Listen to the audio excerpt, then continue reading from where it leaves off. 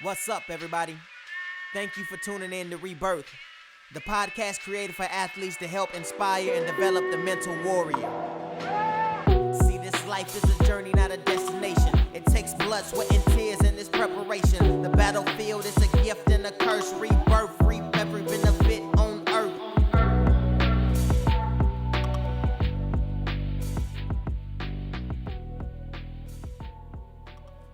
What is up? Thank you for tuning in to the second episode of the REBEarth podcast. I got a lot of really good feedback after the first episode, and I'm super excited to keep this thing rolling. Now, in the last episode, I talked to you about my crazy obsession with hard work and some of the benefits that came with it, but I didn't tell you about some of the problems that also came with it. I've had my fair share of injuries. I've dislocated a shoulder, I've broken my foot, I've torn my groin, and the list goes on and on and on. If you're a serious athlete, you can probably relate to what I'm talking about. In high school, the spring right before my senior season, I ended up breaking my foot. It put me out for the rest of the semester and a majority of the summer. I walked around in a cast and a boot, and I could see all of my hard work fading away. It forced me to sit on the side and observe everybody else's grind, and that really took a number on my psyche because I was the one that wanted to work and outwork everybody, and now I had to just sit and watch. During that time, I had to constantly pour positivity in my life. I was having to really dig deep spiritually at that time as well.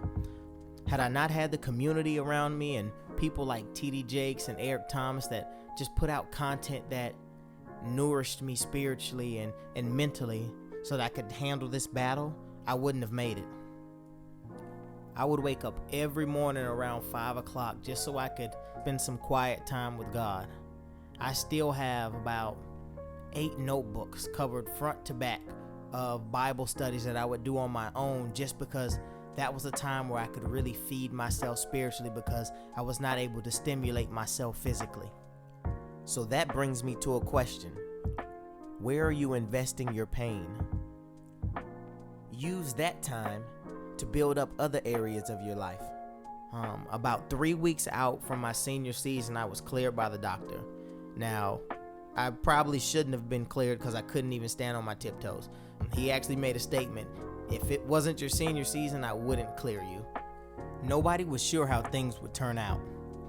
Everything I'd been hoping, praying, and grinding for was just up in the air. Before games and practices, we would have to tape to immobilize my foot and ankle, and then I'd put my cleat on, and then we'd have to pretty much put a club around my cleat so that I could just stabilize my foot.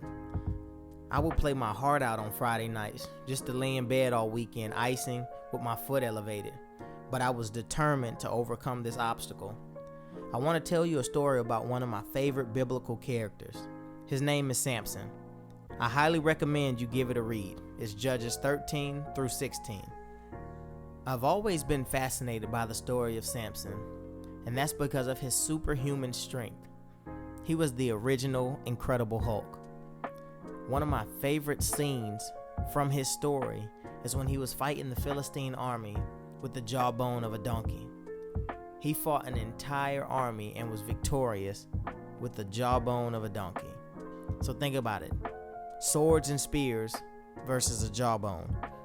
Now later on, we find our main character Samson, crippled. His eyes have been gouged out, and he's just as weak as every other man on the planet. And it's in this moment that Samson calls out to God one last time and says, "Please restore me of my strength." And he pushes down the pillars that are attached to the building where all of his enemies are. And he kills everybody there, himself included. Even though Samson lost his strength, even though he felt like he was undone, he was in his weakest state he had ever been in, he was still able to tap into that strength once more. Even when we're crippled, our strength never leaves us. Our power and our might is still there. I'll give one more personal example before I close. While I was in college, I tore some muscles in my groin during the football season. I had my surgery in November and rehab December and January. My rehab process was brutal. I didn't think I was going to ever get better. I was just showing up, working, and praying, showing up, working, and praying, just like Samson, asking God to restore my strength one more time.